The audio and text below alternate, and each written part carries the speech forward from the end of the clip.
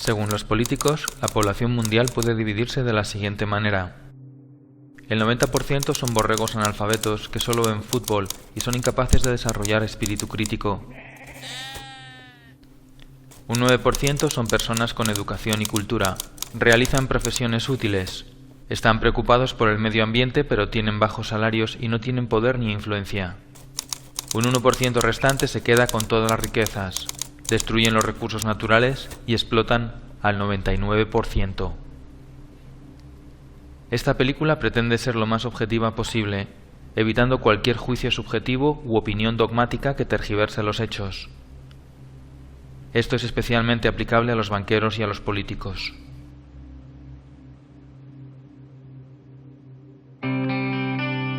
Según el Bank for International Settlements, los bancos alemanes y franceses tienen expuestos en la economía española y la italiana unos 730.000 millones de euros. Según Santa Claus, el mayor problema de la economía española es el déficit público.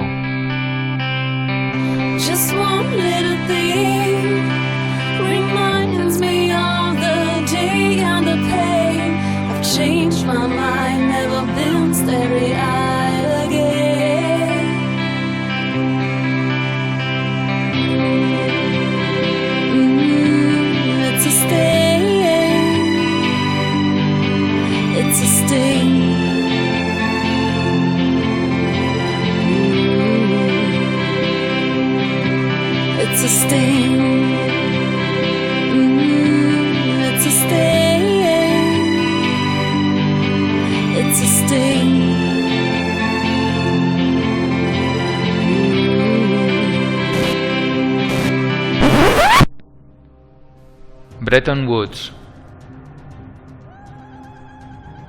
El 1 de julio de 1944, Estados Unidos convoca a 44 naciones que se reúnen en Bretton Woods.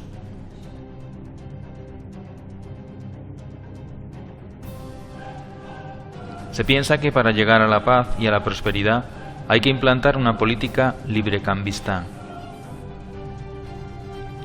En Bretton Woods se crean dos organismos clave en la economía actual: el Banco Mundial y el Fondo Monetario Internacional.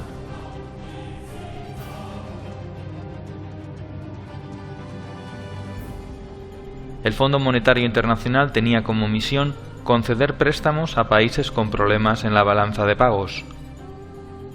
El Banco Mundial ofrecería préstamos para economías que hayan estado en guerra y que necesiten ayuda. Se estableció el valor de las monedas con respecto al dólar y no al oro. Tanto Roosevelt como Truman apoyaron sin fisuras el acuerdo buscando la paz y la prosperidad gravemente dañadas después de las dos guerras mundiales y la Gran Depresión. Rusia se opuso al tratado, al igual que la Asociación Norteamericana de Banqueros, los economistas Taylor Petty y John Francis Neyland y el banquero Latimer Gray. Todos ellos vaticinaron que si el Fondo Monetario Internacional se establecía en países con problemas económicos, éste terminaría teniendo un poder absoluto sobre las soberanías nacionales.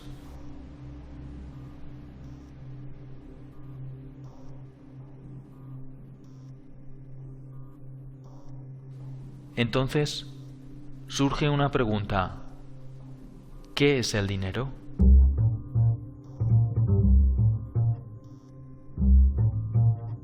La mayoría de la población no sabe lo que es el dinero ni cómo funciona. De esa forma pueden ser engañados, manipulados y controlados fácilmente por los bancos y por los gobiernos. Antiguamente, el dinero era algo físico. Se utilizaba como forma de intercambio. Cualquier cosa podía ser dinero: una pluma, sal, conchas marinas, semillas de cacao, arroz, ámbar, especias, cobre o también los metales preciosos. Con el tiempo aparecieron las primeras monedas y luego billetes cuyo valor se referenciaba con el oro o con la plata. Como el oro era muy engorroso de transportar, se empezó a guardar en bancos y estos emitieron pagarés que valían lo mismo que el valor depositado en oro. Pronto los banqueros se dieron cuenta de una cosa: si un banco emite mucho más pagarés que el oro que tiene depositado, nadie se dará cuenta, y le hará mucho más rico. Este sistema se conoce como sistema de reserva fraccional. El banco solo tiene que tener una parte del dinero. Como hemos visto en Bretton Woods, hubo un cambio importante en el concepto de dinero. El valor del dinero ya no dependía de los depósitos de oro. Se podía crear dinero de la nada. Solamente el 5% del dinero del mundo existe en forma tangible como billetes y monedas. El resto del dinero son solo unos y ceros en un ordenador.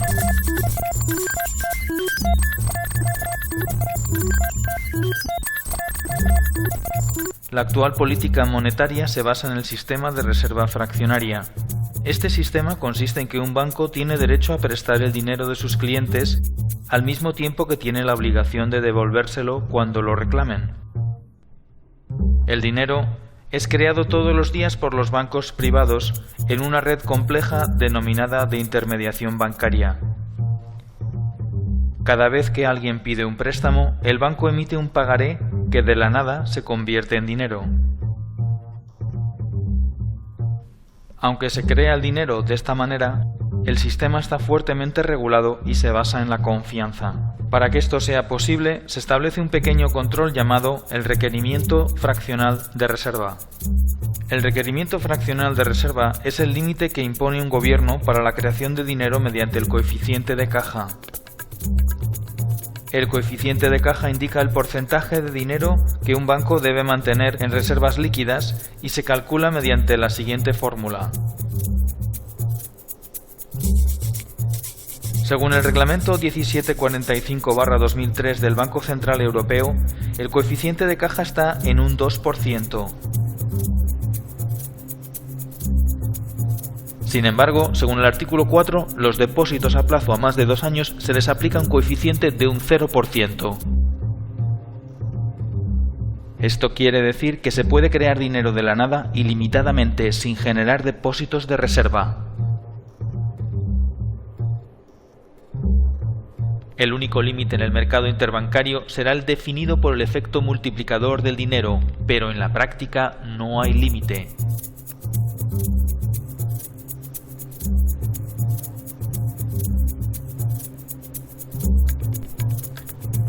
El efecto multiplicador define que por cada 1.000 euros se pueden crear de la nada 50.000 euros más. Es decir, por cada dólar o euro depositado se podían crear otros 50 más de la nada. Esto viene a ser un índice de la relación entre la economía real y la economía ficticia. En la práctica, el dinero lo crean los bancos privados cada vez que alguien solicita un préstamo. Es el prestatario el que aporta algo real, como por ejemplo su casa. Cuando un banco no puede pagar, se le rescata con el dinero de los ciudadanos.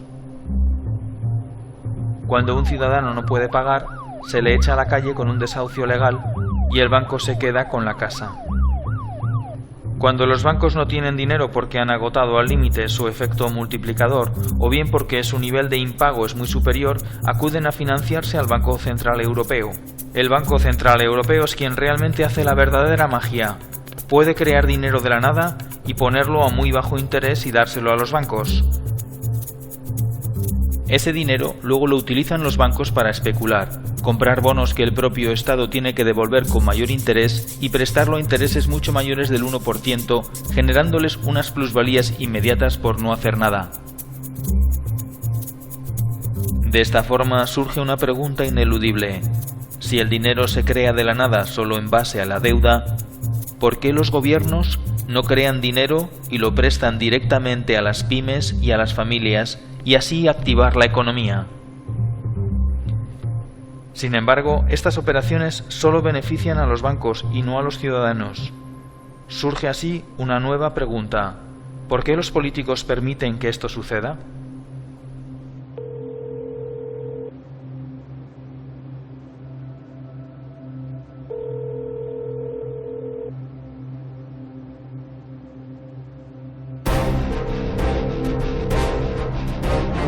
Teoría de las puertas giratorias.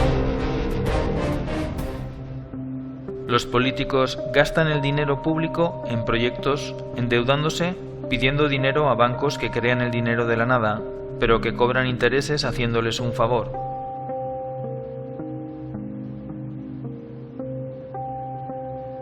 Este dinero, generado de los impuestos de los ciudadanos y aumentado por nuevos préstamos, va a parar a empresas amigas que diseñan presupuestos sobrevalorados mediante ingeniería financiera de forma legal. Una obra que cuesta 120 millones ahora cuesta 160 millones por arte de magia. Los proyectos suelen ser obras públicas de gran calado y se vende la idea de que este tipo de proyectos mejoran la economía del país y son buenos para la gente. Cuando esta operación se hace bien no pasa nada, pero cuando se hace mal se descubren tramas de corrupción y pueden ser juzgados por la ley. Para que el sistema funcione y queden impunes, hay que manipular las leyes o bien comprar también a los jueces. Una vez que el político se queda con la diferencia, el dinero se guarda en paraísos fiscales lejos de cualquier control.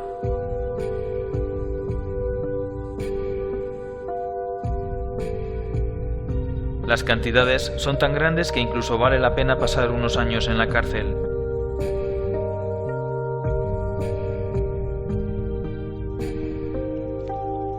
Para devolver el favor que los bancos hacen a los políticos, estos legislan haciendo que la banca siempre gane y organizando más tarde sustanciosos rescates con el beneplácito de las instituciones internacionales que están metidas en el ajo.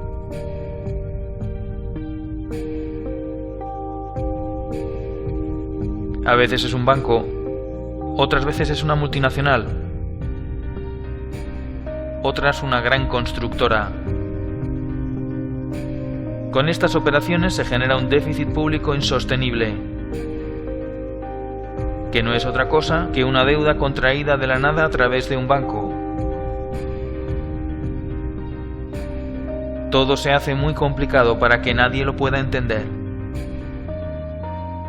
Obviamente, no hay dinero para pagar porque se han contraído deudas inabarcables. Se vende la idea de que hemos vivido por encima de nuestras posibilidades. Como solución, se acude entonces a un rescate.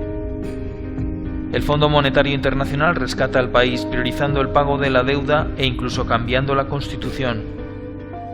Pero para aprobar el nuevo préstamo, que también se crea de la nada, se exige al país que aplique unas medidas que garanticen el pago de la deuda. Las medidas van destinadas a esclavizar a la clase media mediante la bajada de salarios y el cese de los derechos adquiridos. Se privatizan los activos del gobierno y estos pasan a manos privadas, a precio de chollo. Una vez que los políticos acaban su mandato, se incorporan como consultores a alguna de las empresas o bancos a los que han hecho un favor. Muchos de los altos directivos de empresas como Goldman Sachs, Lehman Brothers, JP Morgan, Morgan Stanley y los grupos energéticos terminan trabajando en los diferentes gobiernos y viceversa, confirmando una vez más la teoría de las puertas giratorias.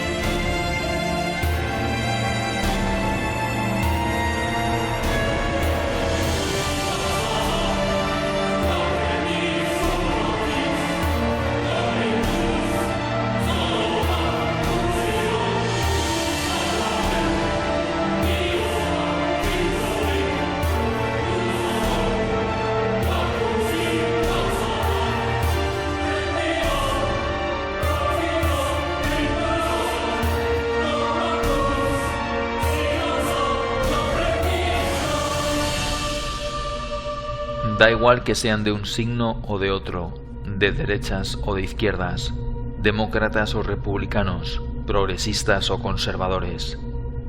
La realidad económica nos señala que los políticos, en lugar de prestar sus servicios a la ciudadanía, al 99%, la prestan al 1%.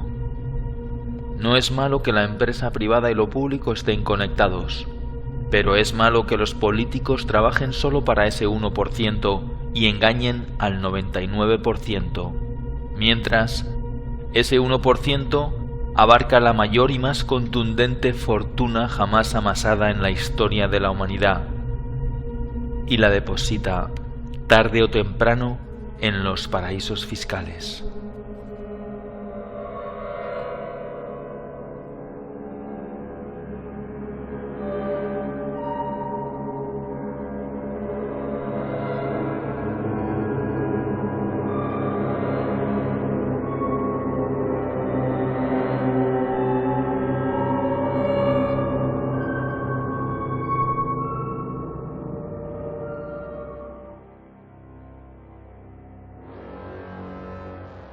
La gran mayoría de las empresas que cotizan en el IBEX 35 tienen presencia en los paraísos fiscales.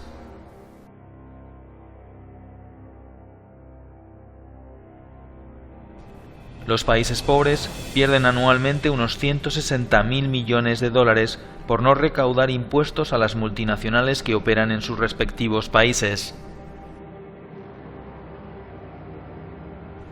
Según Eurostat, las inversiones financieras destinadas a los paraísos fiscales provenientes de la Unión Europea en el año 2011 ascendieron a 58.900 millones de euros. Según The Global Financial Integrity, en el año 2009, los flujos de capital que acabaron en paraísos fiscales fueron un total de 903.000 millones de dólares. Si todo el dinero destinado a los paraísos fiscales pagara impuestos, se podrían lograr los objetivos del milenio.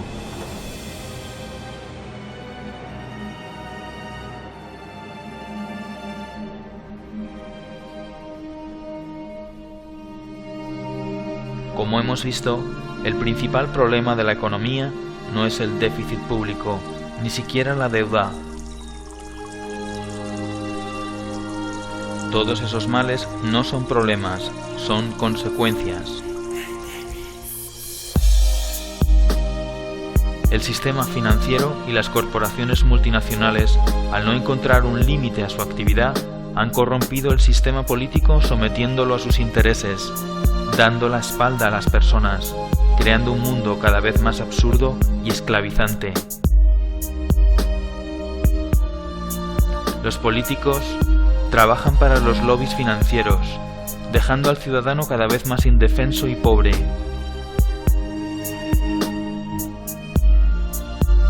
Dos tercios de los habitantes de nuestro planeta son pobres, y más de 1.000 millones de personas conviven con la malnutrición y el hambre. Y mientras, se inyectan miles de millones de euros a los bancos.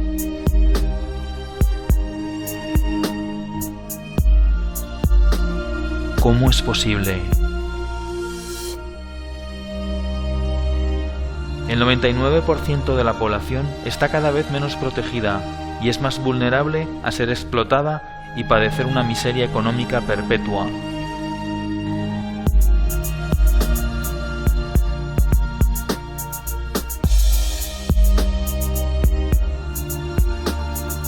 No es una crisis, es la mayor estafa de la historia.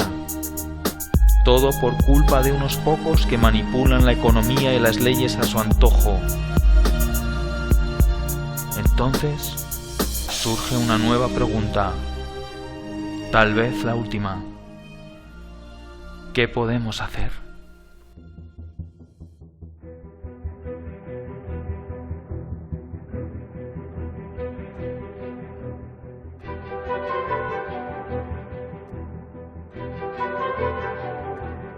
Creación de una tasa sobre operaciones financieras del 0,1%.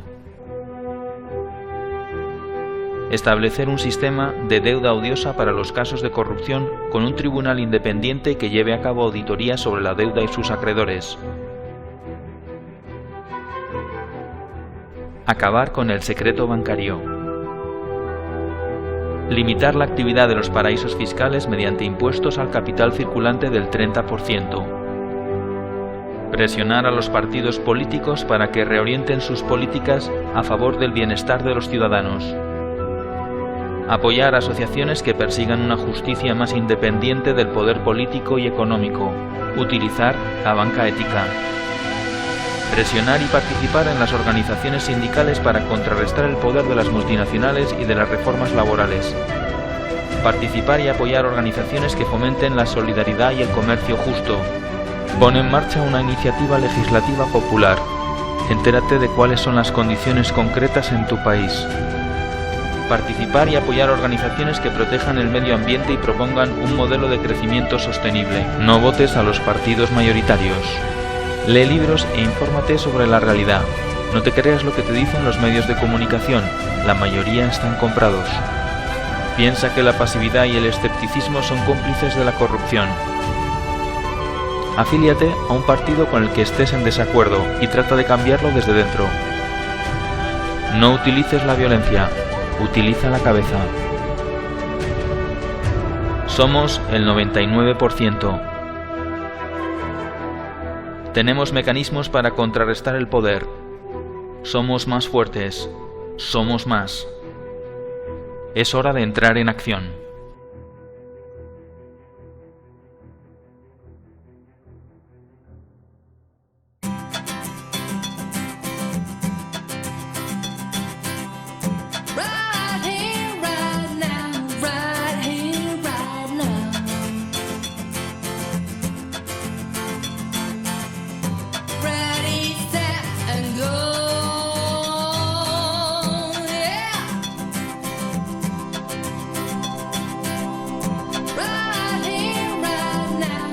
Millennium development project 8 बैनुल-अक़वामी तरक्याती मनाज़िल हैं जिन्हें सरकारी तौर पर करारदाद की शक्ल में अक़वामी मुत्तहिदा के मिलेनियम समिट के बाद अपनाया गया था। ये मिलेनियम समिट अक़वामी मुत्तहिदा की मिलेनियम डिक्लेरेशन के बाद करार पाया था। अक़वामी मुत्तहिदा के 193 रुकन ममालिक और तकरीबन 23 बैनुल-अक़वामी इदारों ने मुतफ़क्का तौर पर इस करारदाद पर हामी भरी थी और इस बात पर मुत्तफ़िक हुए थे कि इन मनाज़िल को सन 2012 तक कामयाबी की राह पर लाया जाएगा। ये मनाज़िल ये हैं: 1. भूख और गुर्बत को जड़ से उखाड़ना। 2. तालीम का बुनियादी हक़ दिलवाना। 3. जिनसी तवाज़ुन और मुसावात को आगे बढ़ाना और औरतों को उनके हकूक़ दिलवाना और इनको इख्तियारात देना। 4. नए पैदा बच्चों की शराह अमवात में कमी लाना। 5. जच्चा और बच्चा की सेहत को बेहतर बनाना। 6. मलेरिया और एड्स जैसी मौलिक बीमारियों का मुकाबला करना। 7. माहौलियात को यकीनी सूरत देना। 8. दुनिया भर में लोगों को तरक्याती हिस्सादारी देना।